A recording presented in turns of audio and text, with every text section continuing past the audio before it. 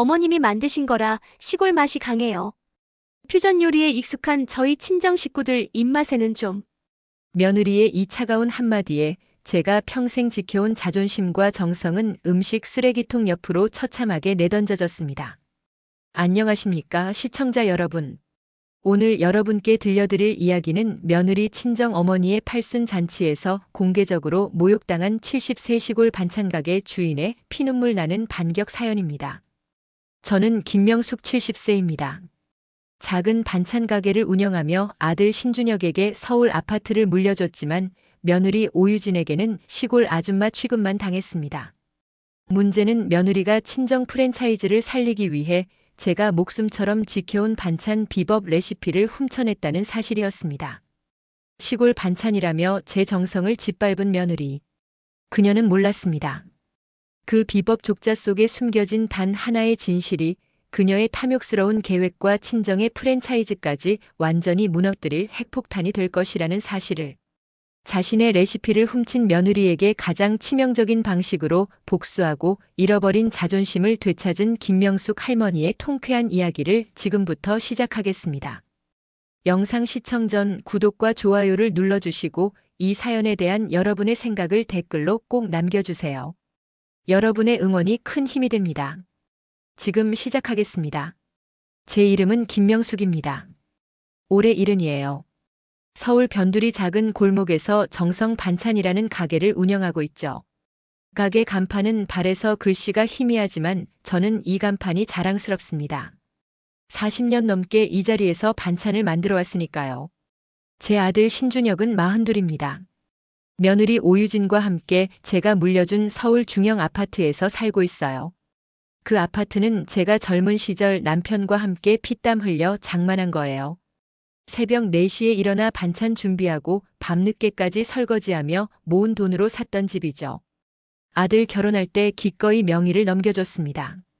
자식 잘 되는 게 부모 마음 아니겠어요? 하지만 며느리는 달랐습니다. 결혼 초부터 저를 대하는 태도가 묘했어요. 겉으로는 공손했지만 눈빛 속에는 무언가 차갑고 계산적인 게 느껴졌죠. 처음엔 제가 예민한가 싶었어요. 요즘 며느리들은 다 그런가 보다 하고 넘어갔습니다. 그런데 시간이 지날수록 며느리의 본심이 드러나기 시작했어요. 명절 때마다 제가 정성껏 만든 음식을 요즘은 이렇게 안 먹어요라며 젓가락도 대지 않았죠. 친구들 모임에 가져가겠다며 반찬을 담아가더니 나중에 알고 보니 그냥 버렸다고 하더군요. 제 음식이 촌스럽다는 이유였습니다. 그래도 저는 참았어요. 며느리가 친정어머니 팔순 잔치에 초대했을 때도 시어머니로서 체면을 지켜야겠다는 생각뿐이었죠. 며느리 친정은 서울 강남의 작은 프랜차이즈 음식점 체인을 운영하는 집안이었습니다. 잘 사는 건 아니었지만 저희보다는 여유가 있어 보였어요. 잔치 일주일 전부터 저는 준비를 시작했습니다. 제가 가진 최고의 기술을 쏟아부었죠. 3년 묵은 된장으로 만든 쌈장, 직접 담근 김치로 만든 김치전, 시어머니께 배운 비법으로 만든 장조림, 그리고 제 특제 나물 무침 5가지. 새벽부터 밤까지 사흘을 꼬박 매달렸어요. 손가락이 아파도 허리가 끊어질 듯해도 정성을 다했습니다. 잔치 당일 저는 한복을 차려입고 반찬을 정갈하게 담아 큰 보자기에 쌌어요. 며느리 친정 어머니를 위한 선물도 따로 준비했죠. 고급스러운 건 아니었지만 제 마음을 담은 전통 매듭 장식이었습니다. 잔치는 강남의 한 호텔 연회장에서 열렸어요. 들어서는 순간부터 제가 어울리지 않는 공간이라는 걸 느꼈습니다. 화려한 샹들리에 넓은 홀, 정장을 차려입은 사람들. 저만 한복을 입고 큰 보자기를 든 채 서 있었죠. 며느리가 저를 발견하고 다가왔어요. 어머님 오셨어요? 목소리는 밝았지만 표정은 굳어 있었습니다. 제 손에 든 보자기를 보더니 눈썹을 찌푸렸어요. 어머님, 이게 뭐예요? 내 친정 어머니 팔순이시잖아. 내가 정성껏 만든 반찬이란다. 우리 집안 대대로 내려오는 비법으로 만든 거야. 며느리는 보자기를 받아들고는 어색하게 웃었습니다. 아, 네. 고맙습니다. 그리고는 보자기를 들고 홀 구석으로 사라졌어요. 잔치가 시작되고 음식이 나왔습니다. 호텔 음식이었어요. 예쁘게 장식된 접시들, 퓨전 한식이라고 하던데 저는 잘 모르겠더군요. 다들 맛있다며 칭찬했지만 제 입에는 그저 밍밍했습니다. 식사가 끝나갈 무렵이었어요. 며느리가 마이크를 잡고 단상에 올라갔습니다. 오늘 어머니 팔순을 축하하러 와주신 모든 분께 감사드립니다. 박수가 터져 나왔죠. 그리고 며느리가 덧붙였어요. 특히 시어머님께서 정성껏 음식을 준비해 오셨는데요. 제 가슴이 뛰기 시작했어요. 며느리가 제 정성을 인정해 주는 건가 싶었죠. 하지만 다음 말이 문제였습니다. 어머님이 만드신 거라 시골 맛이 정말 강해요. 정통 한식이라고 해야 하나? 저희 친정 식구들은 요즘 트렌드에 맞는 퓨전 요리에 익숙하셔서. 며느리는 웃으며 말을 이었어요. 입맛에는 좀 안 맞으실 것 같아서 따로 보관해뒀습니다. 순간 홀이 조용해졌어요. 사람들의 시선이 일제히 저에게 쏠렸습니다. 며느리는 제가 앉은 테이블을 가리키며 미소를 지었죠. 어머님 괜찮으시죠? 저는 아무 말도 할 수 없었어요. 목이 막혀서 소리가 나오지 않았습니다. 주변 사람들이 수군대는 소리가 들렸어요. 시골 맛이래. 요즘 누가 그런 걸 먹어. 좀 민망하네. 잔치가 끝나고 사람들이 떠날 때였습니다. 저는 화장실에 다녀오다가 연회장 뒤편 복도를 지나게 됐어요. 그곳에서 제 보자기를 발견했습니다. 음식물 쓰레기통 바로 옆 청소 도구들이 놓인 구석에 던져져 있었죠. 보자기를 풀어보니 제 반찬들이 그대로 있었어요. 하나도 먹지 않은 채로요.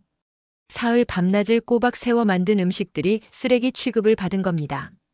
제 손이 떨렸어요. 분노보다는 치욕이 먼저 밀려왔죠. 집으로 돌아오는 내내 눈물이 났습니다. 택시 기사님이 괜찮으세요? 라고 물었지만 대답할 수 없었어요. 일은 평생 이렇게 모욕적인 순간은 처음이었습니다. 반찬 가게 문을 열고 들어섰을 때 익숙한 장냄새가 코를 찔렀어요. 이 냄새를 며느리는 시골 냄새라고 불렀죠. 하지만 이건 제가 평생을 바쳐 만들어 온 제 인생의 향기입니다. 그날 밤 저는 잠을 이루지 못했어요. 침대에 누워 천장만 바라봤습니다. 제 인생이 주마등처럼 스쳐 지나갔죠. 20살에 시집 와서 시어머니께 음식을 배우던 날들, 남편과 함께 반찬 가게를 시작하던 날, 아들을 키우며 새벽부터 밤늦게까지 일하던 날들. 제가 만든 음식은 정말 시골 음식일까요? 정성이 담긴 음식은 촌스러운 걸까요? 며느리의 말이 계속 귓가에 맴돌았습니다. 시골 맛이 강해요. 입맛에 안 맞아요. 새벽 4시 평소처럼 일어났어요. 몸은 천근만근이었지만 습관적으로 가게로 향했습니다. 반찬 준비를 시작하려는데 손이 떨려서 칼을 제대로 잡을 수가 없었어요.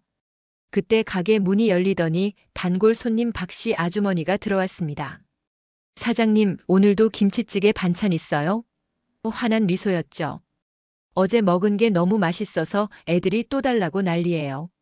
그 말을 듣는 순간 뭔가 마음속에서 깨지는 소리가 들렸습니다. 제 음식을 정말로 사랑해주는 사람들이 있다는 걸 잊고 있었어요.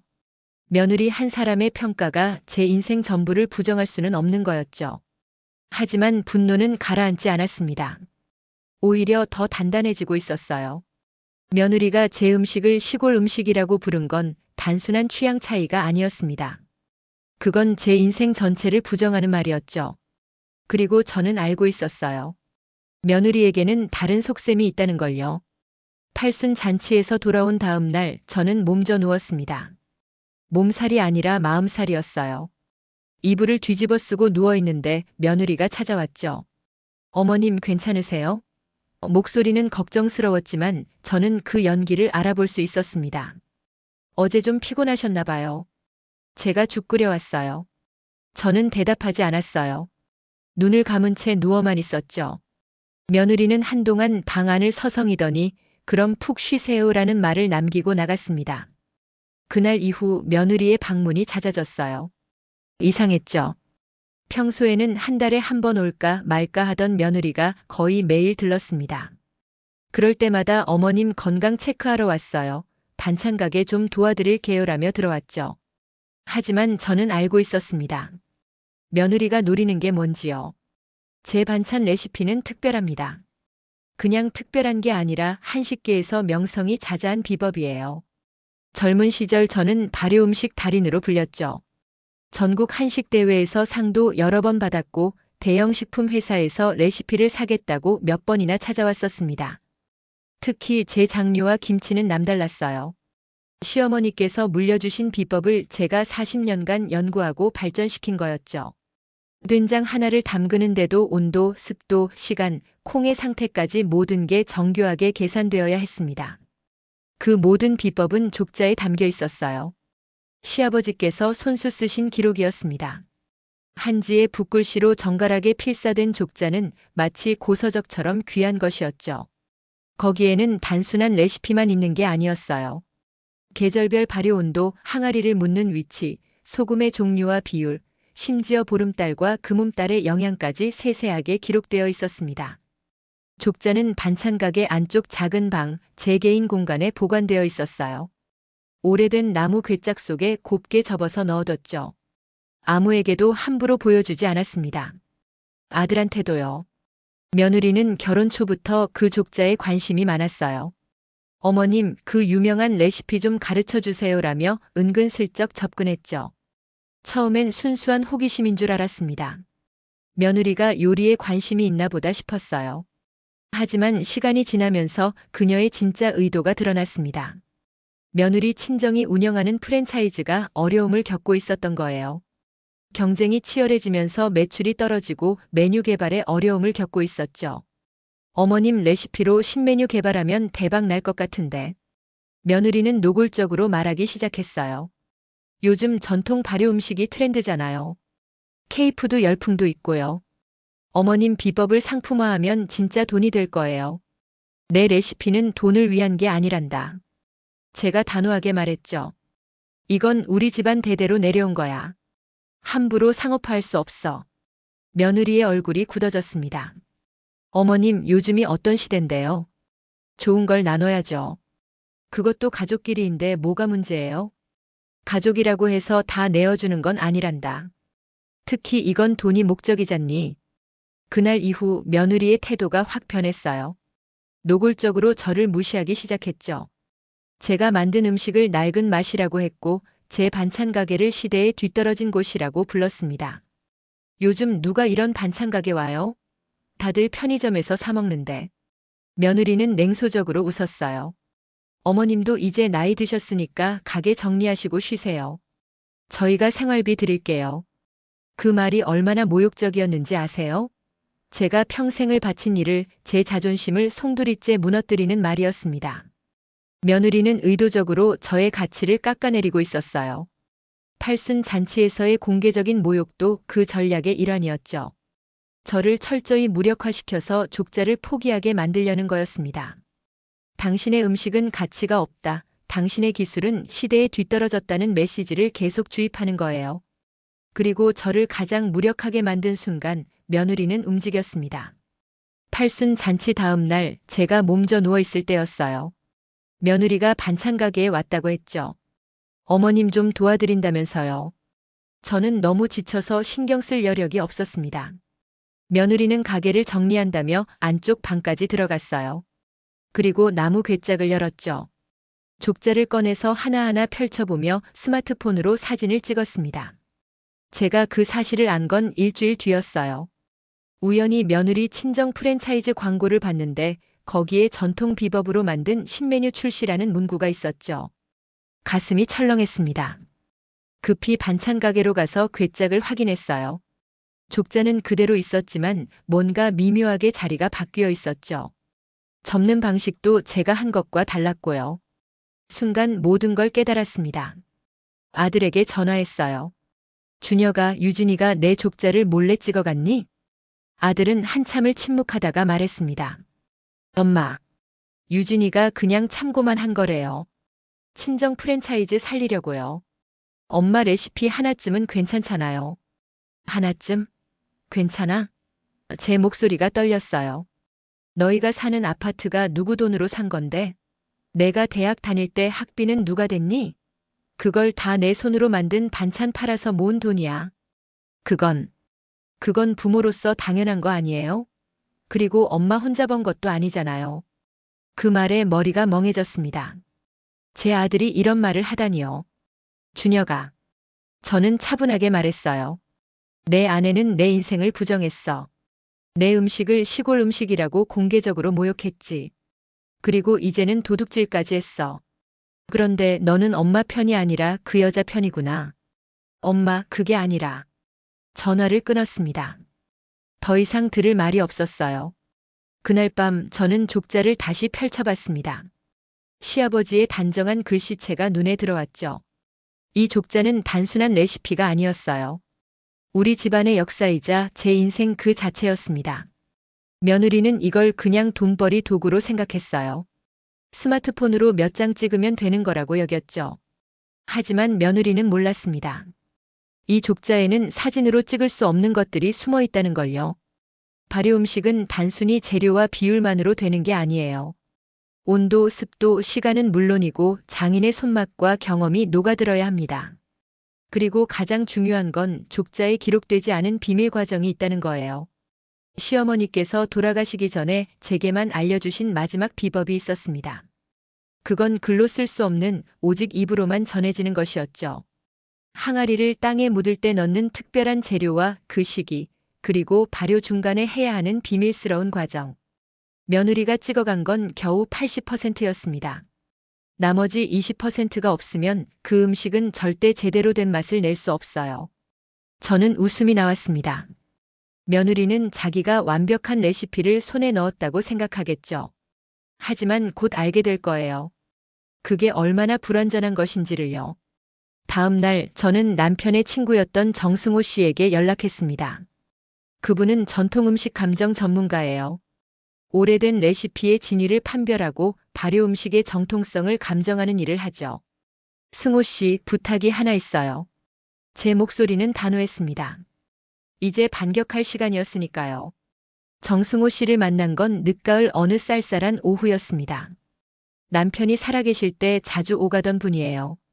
전통 음식 감정사로 박물관과 대학에서도 자문을 구할 정도로 권위 있는 전문가죠. 명숙 씨, 오랜만이네요. 정승호 씨는 반갑게 맞아줬어요. 전화 받고 놀랐습니다. 무슨 일이신지. 저는 그동안 있었던 일을 차근차근 설명했어요. 며느리의 모욕, 족자 도찰, 그리고 친정 프랜차이즈의 신메뉴 출시까지. 말을 하는 동안 가슴이 답답했지만 목소리는 떨리지 않았습니다. 정승호 씨의 표정이 점점 굳어졌어요. 그건 명백한 지적재산권 침해입니다. 게다가 가족 간의 신뢰를 저버린 거잖아요. 승호 씨, 제가 부탁드리고 싶은 건 따로 있어요. 저는 조심스럽게 말을 꺼냈죠. 제 족자의 진본성을 증명해 주실 수 있나요? 그리고 며느리가 찍어간 레시피가 불완전하다는 걸 입증해 주세요. 정승호 씨가 고개를 끄덕였습니다. 가능하죠. 하지만 명숙 씨, 이건 단순한 문제가 아닙니다. 법적으로도 복잡해질 수 있어요. 법은 나중 일이에요. 지금 당장 필요한 건. 저는 잠시 말을 멈췄어요. 며느리 친정 식구들 앞에서 진실을 밝히는 거예요. 그 사람들이 알아야 해요. 자기네 며느리가 뭘 저질렀는지, 그리고 그들이 믿고 있는 신메뉴가 얼마나 허술한 기반 위에 있는지를요. 다음 날 정승호 씨가 반찬 가게로 찾아왔어요. 검은색 서류 가방을 들고 있었죠. 저는 족자를 꺼내 펼쳐 보였습니다. 이게 바로 그 족자군요. 정승호 씨는 조심스럽게 족자를 만졌어요. 흰 장갑을 끼고 한 글자 한 글자 살펴봤죠. 대단합니다. 이 서체, 이 한지의 질감. 최소 100년은 된 것 같은데요. 시아버지께서 젊은 시절에 쓰신 거예요.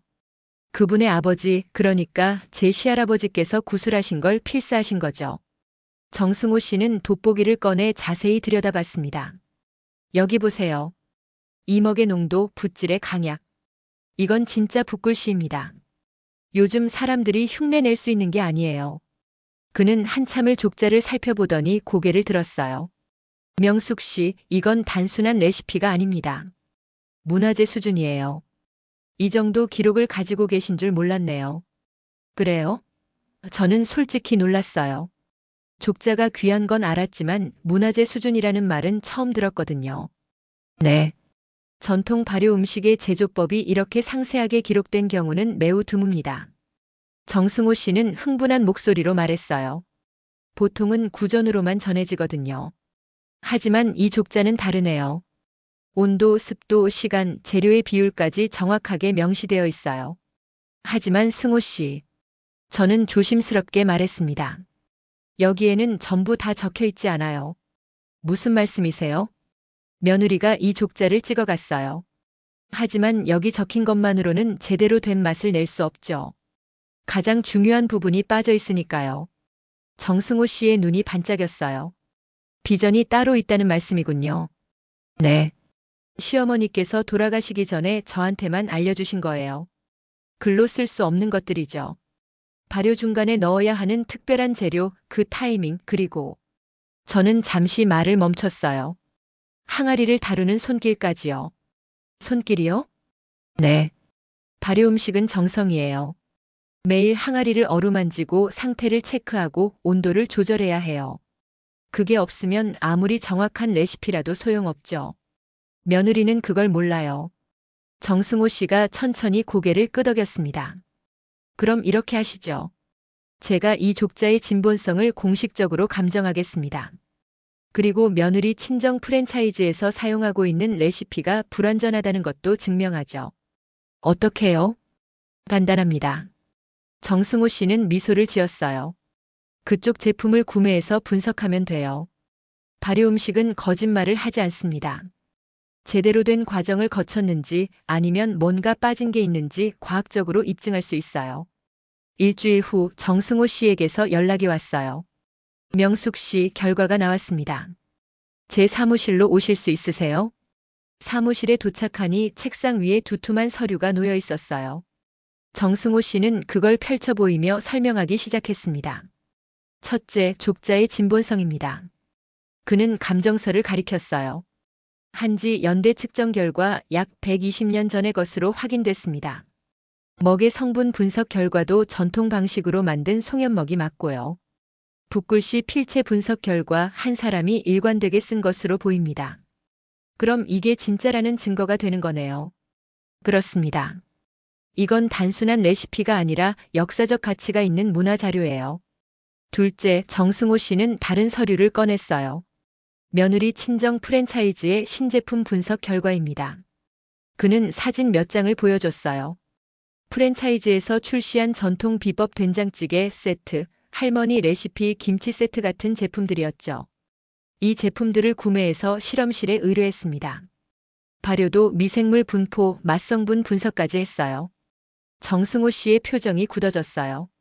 결론부터 말씀드리면 이건 제대로 된 전통 발효 음식이 아닙니다. 어떤 점이 문제인가요? 발효 시간이 턱없이 부족해요. 족자에 명시된 최소 발효 기간은 6개월인데 이 제품들은 기껏해야 한 달 정도 발효시킨 것 같아요. 그리고 중요한 미생물이 검출되지 않았습니다. 미생물이요? 네. 전통 방식으로 발효하면 특정한 유산균과 효모가 생성돼요. 그게 깊은 맛의 비결이죠. 하지만 이 제품들에는 그게 없어요. 그냥 시중의 일반 된장이나 김치와 별 차이가 없습니다. 저는 씁쓸하게 웃었어요. 역시 그렇군요. 며느리는 족자만 찍어가면 다 된 줄 알았나 봐요. 명숙 씨. 정승호 씨가 진지하게 말했습니다. 이 증거들을 가지고 법적 조치를 취하실 수 있어요. 지적재산권 침해로 고소할 수도 있고요. 아니에요. 저는 고개를 저었어요. 법보다 더 확실한 방법이 있어요. 며느리 친정 식구들이 직접 진실을 알게 하는 거죠. 며칠 후 저는 며느리에게 전화를 걸었습니다. 처음으로 제가 먼저 연락한 거예요. 유진아, 나야. 제 목소리는 침착했어요. 내 친정 어머니 뵙고 싶구나. 시간 좀 내줄 수 있니? 며느리는 당황한 것 같았어요. 어머님? 갑자기 왜요? 얘기할 게 있어서. 중요한 일이야. 무슨 일인데요? 직접 만나서 얘기하자. 내 친정 식구들도 다 모여 있으면 좋겠구나. 프랜차이즈 관련해서 중요한 정보가 있거든. 며느리는 잠시 침묵하더니 대답했어요. 알겠어요. 이번 주말에 시간 내볼게요. 주말이 되었습니다. 며느리 친정 프랜차이즈 본사 회의실에서 만남이 성사됐어요. 며느리 부모님, 오빠 부부, 그리고 프랜차이즈 운영진까지 모두 모였죠. 아들 준혁도 며느리 옆에 앉아 있었습니다. 저는 정승호 씨와 함께 회의실에 들어갔어요. 두툼한 서류 가방을 들고요. 어머님 모셨어요. 며느리 어머니가 인사했어요. 팔순 잔치 때처럼 화려하진 않았지만 여전히 도시적인 우아함이 있었죠. 그런데 이분은 제 친구 정승호 씨예요. 전통 음식 감정 전문가죠. 회의실 분위기가 미묘하게 변했어요. 며느리의 얼굴이 하얗게 질렸고 아들은 불안한 표정으로 저를 쳐다봤습니다. 감정 전문가요? 며느리 아버지가 물었어요. 무슨 일로 오신 건가요? 저는 자리에 앉으며 천천히 말을 시작했습니다. 최근 귀사에서 출시한 전통 비법 시리즈에 대해 얘기하러 왔어요. 며느리 오빠가 자랑스럽게 말했어요. 아, 그거요. 대박 났잖아요. 출시 한 달 만에 매출이 30% 늘었어요. 전통 레시피가 이렇게 효과가 좋을 줄 몰랐네요. 그 전통 레시피가 어디서 나온 건지 아세요? 제가 물었어요. 잠시 침묵이 흘렀습니다. 며느리가 급히 말했어요. 그건 어머님께 여쭤보고 참고한 거예요. 참고? 저는 서류 가방에서 족자 사진을 꺼냈어요. 이건 내가 시집 올 때 시어머니께 물려받은 거야. 120년 된 족자에 적힌 우리 집안 대대로 내려온 비법이지. 여쭤본 게 아니라 몰래 찍어간 거잖니. 며느리 얼굴이 새하얗게 변했어요. 어머님 그게 유진 씨. 정승호 씨가 차분하게 말했습니다. 이 족자는 현재 문화재적 가치가 인정된 자료입니다. 여기 감정서가 있습니다. 그는 서류를 테이블 위에 놓았어요. 그리고 이건 무단으로 사용할 수 있는 게 아닙니다. 며느리 아버지의 표정이 굳어졌어요. 이게 무슨 소리요? 유진아, 내가 허락도 없이 가져다 쓴 거야? 며느리는 대답하지 못했습니다. 그저 고개만 숙이고 있었죠. 더 심각한 문제가 있습니다. 제가 다시 말했어요. 유진이가 찍어간 레시피는 불완전해요. 가장 중요한 부분이 빠져 있죠. 무슨 말씀이세요? 며느리 오빠가 당황한 표정으로 물었어요. 정승호 씨가 분석 보고서를 꺼냈습니다. 귀사의 신제품을 분석한 결과예요.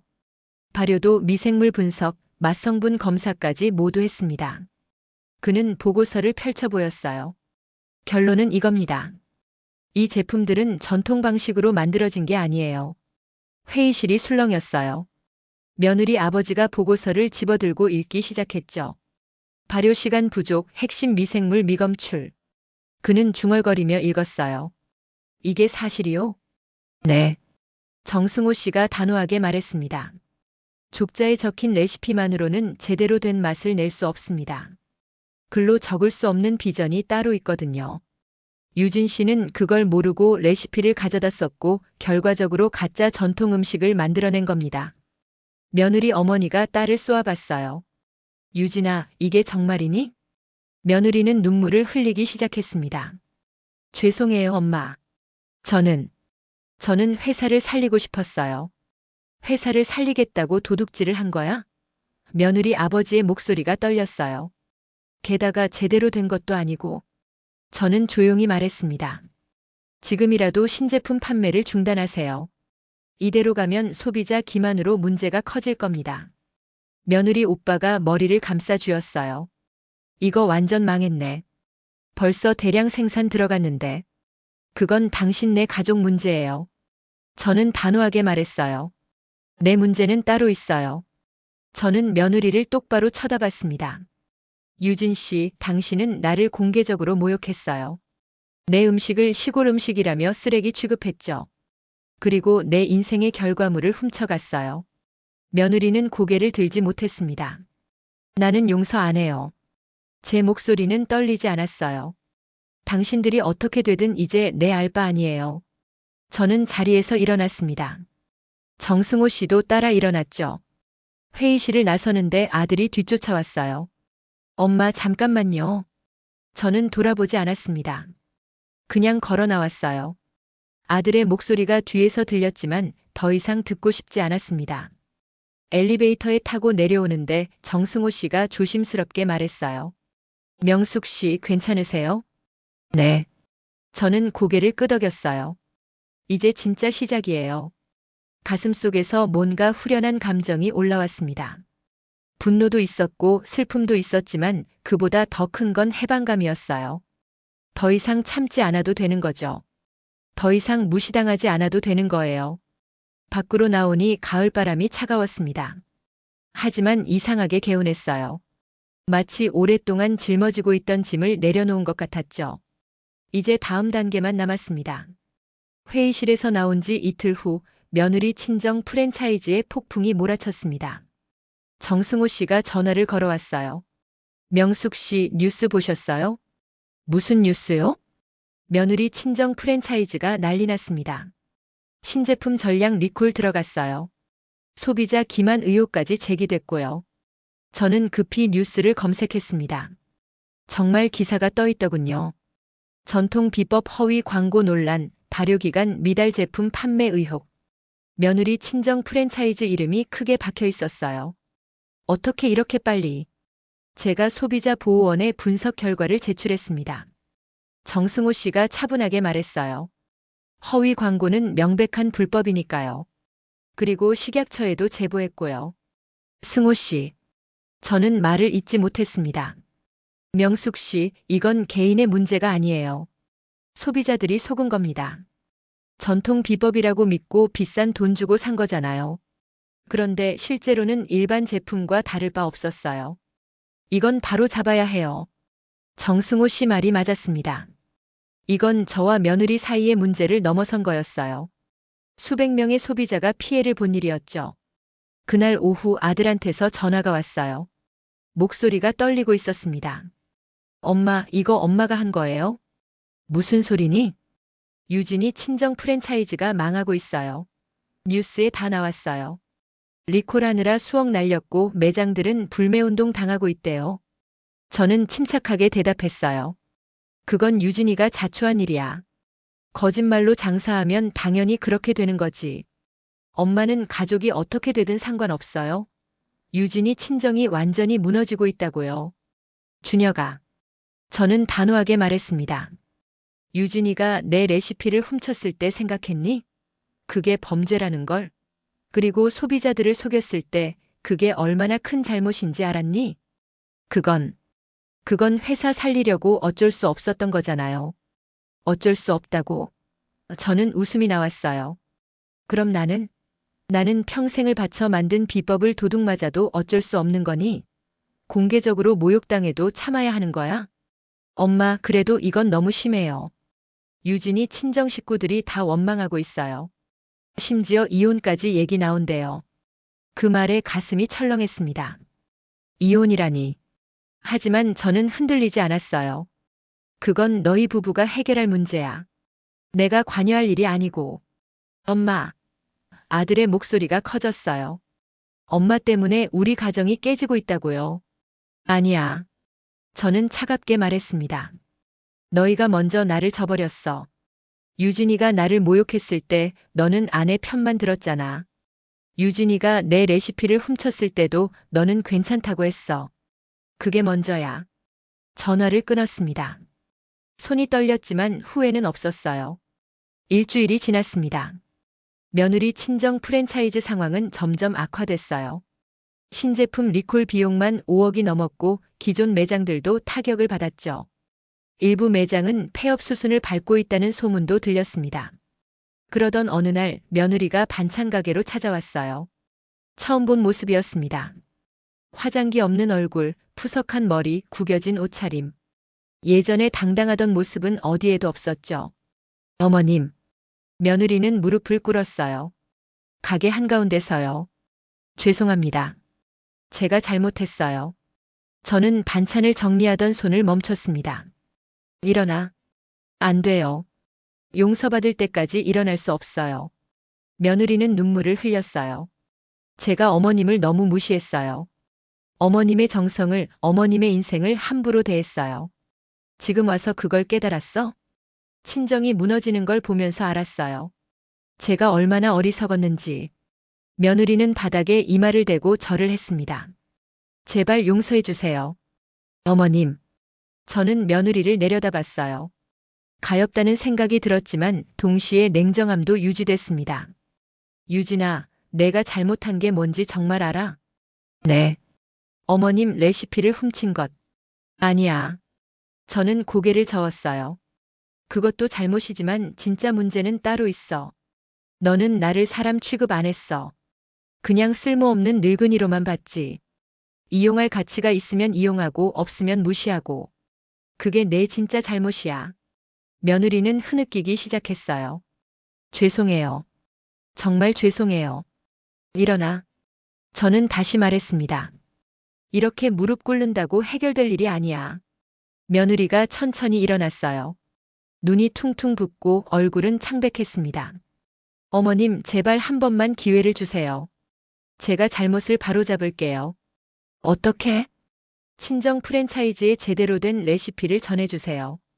그럼 다시 시작할 수 있어요. 어머님 명예도 회복되고. 저는 며느리의 말을 끊었어요. 아직도 모르는구나. 네. 너는 지금도 내 레시피만 생각하고 있어. 진정한 반성이 아니라 다시 이용하려는 거잖아. 저는 한숨을 쉬었어요. 유진아, 나는 내 레시피를 돈벌이 수단으로 주지 않아. 이건 우리 집안의 혼이고 내 인생이야. 며느리의 얼굴이 하얗게 질렸습니다. 그럼 어떻게 하라는 거예요? 내 친정일은 내가 알아서 해. 나는 이제 상관 안 해. 저는 다시 반찬 정리를 시작했어요. 그리고 이제 그만 가. 장사 방해하지 말고. 며느리는 한참을 그 자리에 서 있다가 결국 돌아섰습니다. 가게 문이 닫히는 소리가 들렸죠. 그날 밤 며느리 어머니한테서 전화가 왔어요. 목소리가 많이 늙어 있었습니다. 사돈 어른 저예요. 네, 말씀하세요. 우리 유진이가 정말 큰 잘못을 저질렀습니다. 저도 며칠 전에야 자세한 얘기를 들었어요. 며느리 어머니는 한숨을 쉬었어요. 팔순 잔치 때 사돈 어른께서 가져오신 음식을 그렇게 대했다면서요? 저는 몰랐습니다. 진심으로 몰랐어요. 알고 계셨으면 어쩔 뻔하셨어요? 그랬다면 제가 유진이를 혼냈을 겁니다. 시어머니를 그렇게 대하다니 있을 수 없는 일이죠. 며느리 어머니의 목소리가 떨렸어요. 사돈 어른, 우리 회사는 이제 망했습니다. 30년 동안 일궈온 게 한 달 만에 무너졌어요. 저는 대답하지 않았습니다. 하지만 그게 문제가 아니에요. 며느리 어머니가 계속 말했어요. 제 딸이 사람 도리를 저버렸다는 게 더 큰 문제입니다. 저는 딸을 그렇게 키우지 않았어요. 그럼 어쩌자는 겁니까? 용서해달라는 게 아닙니다. 며느리 어머니는 분명하게 말했어요. 그럴 자격이 없다는 거 알아요. 다만 사돈 어른께서 하시고 싶은 대로 하세요. 법적 조치든 뭐든 저희는 감수하겠습니다. 전화를 끊고 나서 저는 긴 시간 생각에 잠겼습니다. 며느리 어머니의 목소리에는 진정성이 있었어요. 딸의 잘못을 인정하고 책임을 지겠다는 의지가 느껴졌죠. 하지만 그게 제 마음을 돌리진 못했습니다. 이미 깨진 신뢰는 되돌릴 수 없었으니까요. 다음 날 아들이 반찬 가게로 찾아왔어요. 이번에는 혼자였습니다. 얼굴이 많이 수척해져 있었죠. 엄마, 얘기 좀 해요. 저는 손님이 없는 시간이라 자리에 앉았습니다. 할 말이 뭐니? 엄마, 저 잘못했어요. 아들이 고개를 숙였어요. 엄마 편을 들었어야 했는데 유진이만 감싸고 돌았어요. 엄마가 얼마나 힘드셨을지 생각도 못했고. 이제 와서 그걸 깨달았구나. 늦었다는 거 알아요. 하지만 엄마, 저 진짜 후회돼요. 아들의 목소리가 떨렸어요. 엄마가 평생 저 키우느라 얼마나 고생하셨는데. 새벽부터 밤까지 일하시면서 저 대학 보내셨잖아요. 그런 엄마를 저는. 그래. 저는 담담하게 말했어요. 너는 엄마를 배신했어. 유진이만 배신한 게 아니라 너도 같이 배신했지. 아들이 눈물을 흘렸습니다. 40이 넘은 남자가 어머니 앞에서 우는 모습이 애처로웠지만 저는 마음을 단단히 먹었어요. 엄마, 저 이혼할 것 같아요. 그 말에 가슴이 덜컥했습니다. 뭐라고? 유진이 친정에서 유진이를 집에서 내쫓았대요. 이혼하라고. 아들이 고개를 들었어요. 유진이 친정 식구들이 다 유진이를 원망하고 있어요. 회사 망친 주범이라고. 심지어 유진이 오빠가 유진이한테 손찌검까지 했대요. 저는 놀라서 물었어요. 손찌검을? 네. 그래서 유진이가 지금 병원에 있어요. 갈비뼈에 금이 갔대요. 순간 복잡한 감정이 밀려왔습니다. 며느리가 미웠지만 그래도 폭력까지 당할 일은 아니었죠. 그래서 너는 뭐 하고 있었니? 저는 어떻게 해야 할지 모르겠어요. 아들은 손으로 얼굴을 감쌌어요. 유진이 잘못한 건 맞지만 그렇다고 친정 식구들한테 맞아야 하는 건 아니잖아요. 그런데 유진이 친정에서는 이혼하라고 난리고. 너는 어떻게 하고 싶은데? 아들이 저를 쳐다봤어요. 저는 잘 모르겠어요. 솔직히 유진이가 밉긴 해요. 엄마한테 그렇게 한 것도 친정까지 망하게 만든 것도. 하지만 그래도 제 아내인데. 저는 한숨을 쉬었습니다. 준혁아, 그건 내가 결정할 일이야. 내가 이혼하라고도 안 하라고도 못해. 엄마는 저한테 화 안 나세요? 나지. 많이. 저는 솔직하게 말했어요. 너는 내 아들이야. 피나는 자식이지. 그런데 그 자식이 엄마 편을 안 들었어. 그게 얼마나 아픈 일인지 아니? 아들이 또 눈물을 흘렸습니다. 죄송해요, 엄마.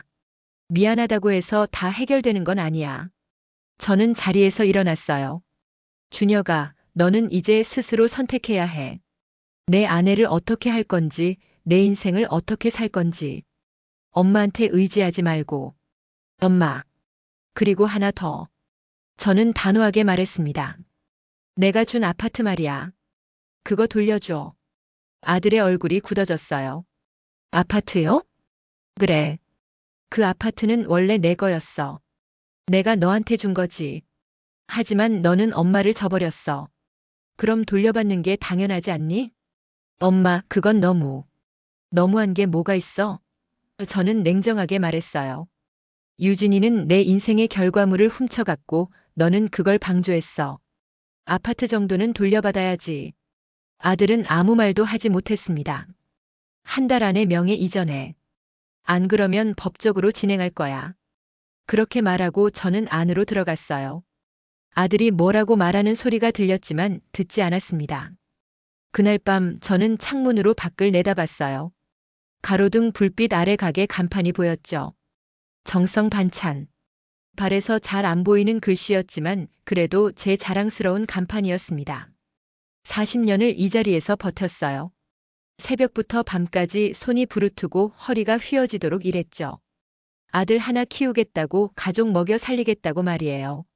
그런데 그 아들이 저를 배신했습니다. 며느리는 저를 모욕하고 도둑질까지 했고요. 제 인생이 송두리째 부정당한 기분이었어요. 하지만 저는 무너지지 않았습니다. 오히려 더 단단해졌죠. 이제 저는 더 이상 참지 않을 거예요. 제 가치를 지킬 거고 제 존엄을 되찾을 겁니다. 며느리 친정 프랜차이즈는 결국 폐업 수순을 밟았어요. 30년 역사의 회사가 한 달 만에 무너진 거죠. 며느리는 친정 식구들에게 완전히 버림받았고 아들과의 관계도 파탄 직전이었습니다. 누군가는 제가 너무 가혹하다고 할지도 모르겠어요. 하지만 저는 후회하지 않습니다. 이건 제가 살아남기 위한 선택이었으니까요. 그리고 이제 새로운 시작을 준비할 시간이었습니다. 아파트 명의 이전이 완료된 건 한 달 후였습니다. 아들은 끝까지 설득하려 했지만 저는 단 한치도 물러서지 않았어요. 그 아파트는 제 땀과 눈물로 장만한 것이었고 이제 다시 제 품으로 돌아온 거였죠.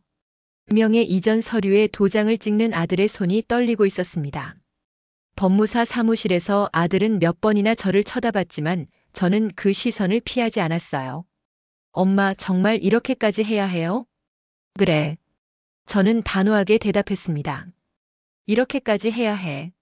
서류 처리가 끝나고 밖으로 나왔을 때 아들이 제 뒤를 따라왔어요. 엄마, 저희는 이제 어디서 살아요? 유진이랑 저, 그리고 민준이까지. 민준이. 제 손주였습니다. 올해 8살이에요. 그 아이 얘기를 꺼내자 가슴이 아팠지만 저는 표정을 감췄습니다. 그건 내가 알아서 해야지. 월세든 전세든. 엄마.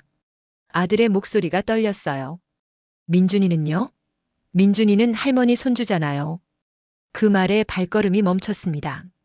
손주. 그 아이는 제가 가장 사랑하는 존재였어요. 일주일에 한 번씩 만나서 맛있는 반찬 해주고 안아주고 재워주던 아이였죠. 하지만 이 모든 일이 터진 후로 민준이를 본 지 2달이 넘었습니다. 며느리가 아이를 데리고 오지 않았고 아들도 할머니 집에 보내지 않았어요. 민준이는 내가 데려올 거야. 네? 아들이 놀라서 물었어요. 그 아이는 내가 키울 거야. 너희한테 맡겨두면 제대로 크지 못해. 저는 돌아서서 아들을 똑바로 봤어요. 일주일 안에 민준이 보낼 준비해. 엄마, 그게 무슨 말이에요? 민준이는 저희 아들이에요. 제대로 키울 자신 있어? 저는 냉정하게 물었습니다. 유진이는 지금 친정에서 쫓겨나서 병원 신세지고 너는 직장 다니느라 애 볼 시간도 없잖아. 그 상태로 아이를 제대로 돌볼 수 있겠어? 아들은 대답하지 못했습니다. 민준이는 내가 키울 거야. 내가 정신 차릴 때까지. 그렇게 말하고 저는 걸어갔어요. 아들의 목소리가 뒤에서 들렸지만 돌아보지 않았습니다. 일주일 후 아들이 민준이를 데리고 왔어요. 아이는 작은 캐리어를 끌고 있었죠.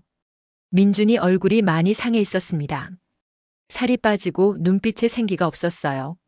할머니. 민준이가 저를 보더니 울음을 터뜨렸습니다. 달려와서 제 품에 안겼어요. 저는 아이를 꽉 안아줬습니다. 얼마나 무서웠을까요? 엄마 아빠가 싸우고 집안이 난리 나고 8살짜리 아이가 감당하기엔 너무 큰 혼란이었을 거예요. 민준아, 이제 할머니랑 살 거야. 괜찮지? 민준이가 고개를 끄덕였어요. 네. 할머니랑 살고 싶어요. 아들은 한참을 서 있다가 돌아갔습니다. 인사도 없이요. 민준이와 함께하는 생활이 시작됐어요. 처음엔 아이가 잠을 잘 못 잤습니다. 밤마다 악몽을 꾸고 울면서 깼죠. 저는 그럴 때마다 아이를 안아주고 자장가를 불러줬어요. 할머니, 엄마 아빠는 언제 와요? 조금 있으면 와. 그때까지 할머니랑 재밌게 지내자. 할머니, 우리 집이 없어진 거 맞아요? 응. 하지만 괜찮아. 여기가 민준이 집이야. 아이는 천천히 적응해 갔어요. 매일 아침 할머니가 만든 밥을 먹고 학교에 가고 돌아와서는 반찬 가게에서 놀았죠. 손님들도 민준이를 귀여워했어요. 사장님, 손자 데려오셨네요. 네, 이제 저랑 살아요. 어머, 얼마나 좋아요. 손주랑 사는 게 최고죠. 민준이는 점점 밝아졌습니다. 살도 오르고 웃음도 많아졌어요. 그 모습을 보는 게 제일 큰 위안이었죠. 어느 날 민준이가 물었습니다. 할머니, 할머니는 엄마 아빠한테 화났어요? 저는 아이의 눈을 보며 대답했어요. 화났지. 하지만 민준이한테는 안 났어. 저 때문에 엄마 아빠가 싸운 거 아니에요? 아니야. 저는 아이를 안아줬어요. 민준이 잘못 아니야. 어른들이 잘못한 거야. 그럼 할머니도 잘못한 거예요? 그 질문에 저는 잠시 멈칫했습니다. 아이의 순수한 눈빛이 제 마음을 찔렀어요. 할머니도 완벽하진 않아. 하지만 할머니는 할머니대로 최선을 다했어. 민준이를 지키려고. 아이가 고개를 끄덕였어요. 다 이해하지는 못했겠지만 할머니가 자기를 사랑한다는 건 알았을 거예요. 한 달이 지났습니다. 저는 중요한 결정을 내렸어요. 회수한 아파트를 매매에 내놓은 겁니다. 부동산에서 연락이 왔어요. 사장님, 아파트 금방 팔릴 것 같아요. 지역이 좋아서 문의가 많네요. 얼마에 팔 수 있을까요? 시세대로라면 7억 정도 될 겁니다. 7억. 큰 돈이었어요. 평생 모아도 만들기 힘든 돈이었죠. 하지만 저한테는 더 중요한 계획이 있었습니다. 이 돈으로 뭔가 의미 있는 일을 하고 싶었어요. 단순히 저 혼자 편하게 살자는 게 아니라 제가 평생 배우고 익힌 것들을 나누고 싶었죠. 정승호 씨에게 전화를 걸었습니다. 승호 씨, 조언 좀 구하고 싶어요. 말씀하세요, 명숙 씨. 제가 전통 발효 음식 학교를 열고 싶어요. 젊은 사람들에게 제대로 된 기술을 가르치고 싶거든요. 좋은 생각이네요. 정승호 씨가 반색했어요. 요즘 전통 음식에 관심 있는 청년들이 많아요. 하지만 제대로 배울 곳이 없죠. 명숙 씨 같은 분이 가르쳐 주신다면 정말 의미 있을 겁니다. 하지만 제가 선생 노릇을 할 수 있을까요? 저는 그냥 반찬가게 아줌마인걸요. 명숙 씨. 정승호 씨가 진지하게 말했어요. 당신은 살아있는 문화재예요. 100년 이상 내려온 비법을 몸으로 체득하신 분이잖아요. 그런 분이 누구에게 배우라고 하세요? 그 말에 용기가 났습니다. 그래요, 저는 할 수 있어요. 40년간 이 일만 해왔는데 못 가르칠 리 없죠. 아파트가 팔렸습니다. 7억 2천. 예상보다 높은 가격이었어요. 저는 그 돈으로 작은 건물을 구했습니다. 반찬 가게가 있는 골목 근처 2층짜리 건물이었죠. 1층은 반찬 가게를 그대로 유지하고 2층은 교육 공간으로 꾸몄어요. 발효실, 조리실, 작은 강의실까지. 민준이 방도 하나 만들었죠. 정승호 씨가 커리큘럼 짜는 걸 도와줬어요. 기초 발효부터 시작해서 장 담그기, 김치 담그기, 전통 반찬 만들기 순서로 가르치면 좋겠네요. 학생들이 올까요? 제가 홍보 도와드릴게요. SNS에도 올리고 관련 커뮤니티에도 알리고. 개원 준비를 하는 동안 민준이가 옆에서 도왔어요. 할머니, 여기 이거 갖다 놓을까요? 그래, 고마워 민준아. 할머니, 여기서 선생님 하는 거예요? 응, 할머니가 아는 거 다른 사람들한테 가르쳐 주는 거야. 멋있다. 우리 할머니 선생님이네요. 아이의 말에 웃음이 나왔어요. 선생님이라니. 평생 반찬 가게만 하던 제가 선생님이 되다니요. 정성 전통 발효 학교라는 간판을 달았습니다. 개원 일은 한 달 후로 잡았어요. SNS에 올린 공고가 반응을 얻기 시작했어요. 댓글이 달리고 문의 전화가 오고 생각보다 많은 사람이 관심을 보였죠. 안녕하세요. 전통 발효 배우고 싶은데 수강 신청 어떻게 해요? 저는 요리사인데요. 제대로 된 장 담그는 법을 배우고 싶어요. 어머니, 저희 어머니가 하시던 김치 맛을 잃어버렸어요. 다시 배우고 싶어요. 첫 수강생이 20명 모였습니다. 나이도 직업도 다양했어요. 20대 청년부터 50대 주부까지. 요리사, 직장인, 대학생들도 있었죠. 개원일 20명의 학생이 2층 강의실에 모였습니다. 저는 떨리는 마음으로 앞에 섰어요. 안녕하세요. 저는 김명숙입니다. 올해 70이고 40년간 반찬 가게를 운영해왔어요. 학생들이 박수를 쳤습니다. 저는 대단한 사람이 아니에요. 그냥 평생 한 가지 일만 해온 사람이죠. 하지만 제가 가진 건 시간과 경험이에요. 100년 넘게 내려온 비법을 제대로 익힌 손이고요. 제 목소리는 떨리지 않았어요. 오히려 단단했죠. 여러분한테 가르쳐 드릴 건 단순한 레시피가 아니에요. 정성이에요. 시간이에요. 그리고 음식에 대한 존중이죠. 발효는 기다림이에요. 급하게 하면 안 돼요. 자연의 리듬에 맞춰야 해요. 학생들이 고개를 끄덕였습니다. 첫 수업은 장 담그기였어요. 콩 고르는 것부터 시작했죠. 콩을 볼 때는 이렇게 한 알 한 알 만져보세요.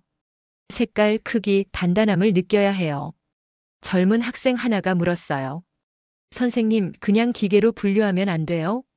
기계는 완벽하지 않아요. 저는 웃으며 대답했어요. 사람 손이 제일 정확해요. 그리고 이 과정 자체가 수련이에요.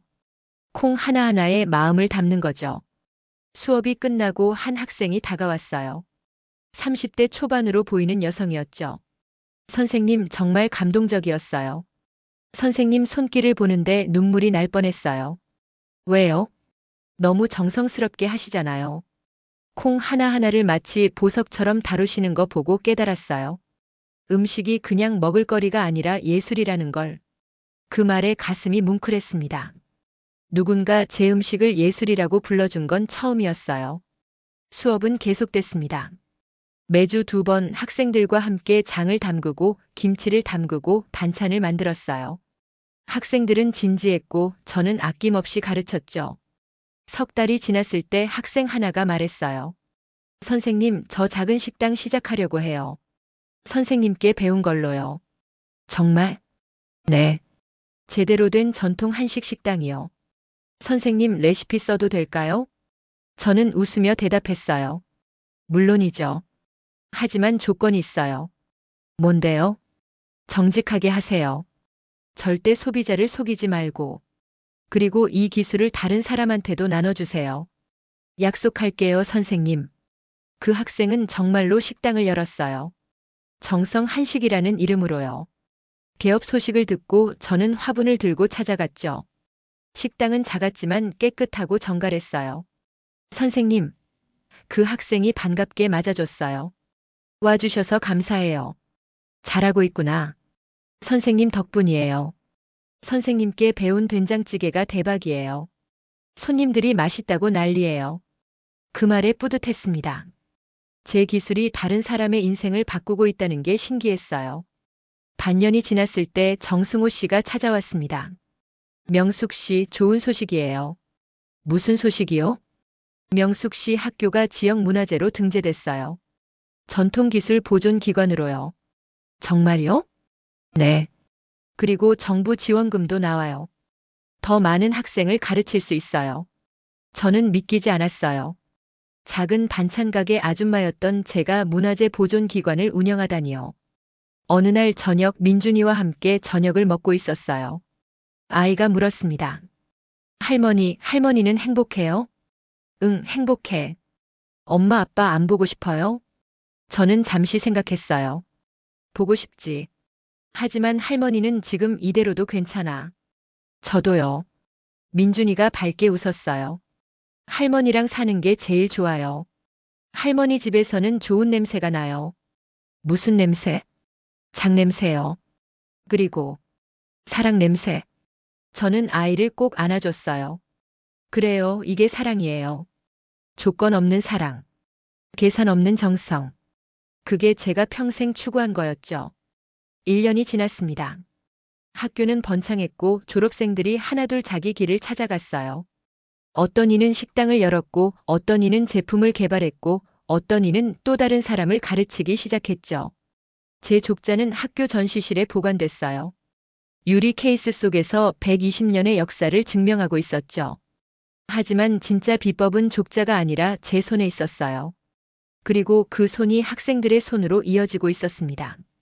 어느 봄날 아들이 찾아왔어요. 1년 만이었죠. 많이 늙어 보였어요. 엄마, 왔니? 엄마, 보고 싶었어요. 저는 대답하지 않았습니다. 그냥 차를 내왔어요. 유진이랑 이혼했어요. 그래. 엄마한테 사과하고 싶었어요. 진심으로. 저는 아들을 봤어요. 그의 눈에는 진정한 후회가 있었죠. 엄마, 용서해 주세요. 시간이 필요해. 저는 솔직하게 말했어요. 지금 당장은 못해. 아들이 고개를 끄덕였어요. 기다릴게요. 평생 걸려도요. 그는 민준이를 보러 갔습니다. 아빠와 아들이 포옹하는 모습을 보니 눈시울이 뜨거워졌어요. 하지만 눈물은 흘리지 않았습니다. 저는 이제 더 이상 시골 반찬이나 만드는 아줌마가 아니에요. 저는 선생님이고 문화 보존자이고 무엇보다 당당한 여성입니다. 손주가 말했어요. 할머니 집에서는 귀하고 깊은 장맛의 향기가 나요. 그래요. 그게 제 인생의 향기예요.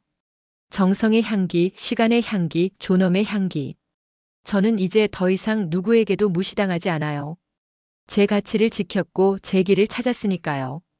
그리고 이 길 위에서 저는 진정으로 자유롭습니다.